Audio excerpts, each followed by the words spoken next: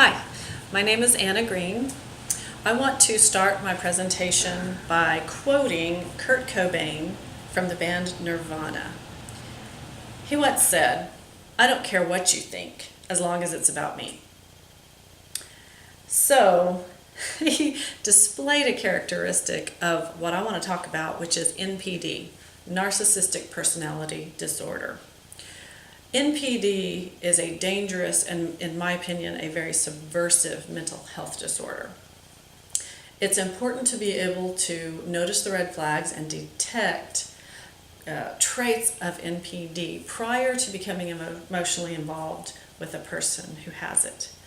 Now, only 1% of the population is believed to have NPD, but if you happen to be involved with a person who does, you don't really care what the percentage is. Definitive characteristics of NPD, as stated in the diagnostic criteria by the American Psychological Association, states that they have a lack of empathy, a high need for admiration, they have a grandiose sense of self-importance. They begin to show these traits in early adulthood. They begin to manifest. They tend to have a preoccupation with fantasies about their own brilliance, their own beauty, their idea of success. They have an idea of ideal love that's out there too that is not really reasonable.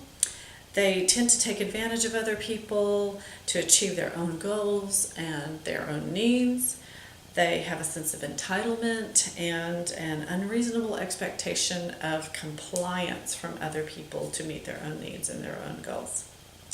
Some of the famous people in history who are thought to have had it would be Hitler, Stalin, Charles Manson, Ted Bundy, Jim Jones. You notice these are all killers and murderers. Some people who are famous that are thought to have it that are less violent would be Marilyn Manson, Ike Turner, Kanye West, Simon Cowell, Pablo Picasso. If you remember the old movie star Joan Crawford, she is thought to be a narcissist also. The reason that narcissists are so dangerous to get involved with is because starting out, they're very charming, they have a lot of charisma, highly intelligent people. They learn at an early age to manipulate people. They don't seem to be restricted by social mores or spiritual mores.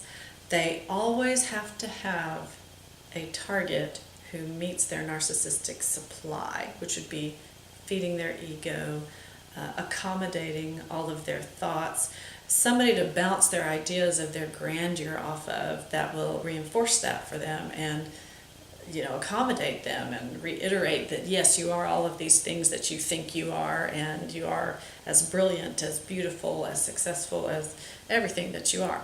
That is a target. It's called a target of supply. I was married to a narcissist for 5 years, lived with that narcissist for 17 months before just trying to trust God for a healing in that situation and some kind of resolution. It was a Jekyll and Hyde situation with him. He started out as Prince Charming 90% of the time. As time went by, it was 80%, 70%, 60%. After 17 months, it got to where it was 5% of the time he was Prince Charming. And what I discovered about myself at that point was that I was stripped of my self-esteem. I had no self-concept or self-awareness anymore. I had been so marginalized and so emotionally abused that I didn't even think of myself as a human being. I was nothing. So, if you happen to be in a relationship where you think you are with a narcissist, some of the common observed behaviors to look for would be anger, emotional abuse, physical abuse, alienation, using statements like always and never, like you always say those things to me or you never build me up. Those are things. Manipulating with finances, keeping money away from you, alienating you from people, bullying, belittling, name calling, that can get really bad. But all of us do these things from time to time on a small scale. But narcissists, this will be a pattern of behavior. It's how they control people in their lives. It's how they always get what they want and never get called or checked on what their wrong thinking, basically. If you happen to be in a relationship like that, if these things are lining up for you and you realize that you have lost your self-concept, you think you're crazy, you don't trust yourself anymore, you don't trust your own judgment, 2 courses of action. Get out of the environment. Leave the environment.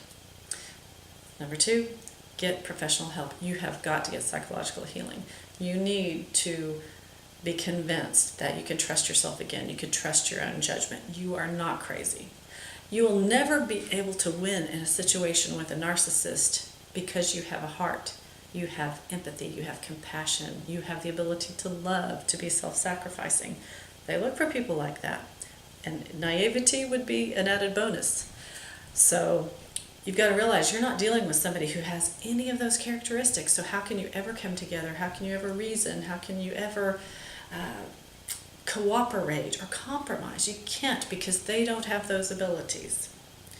How did my marriage end up?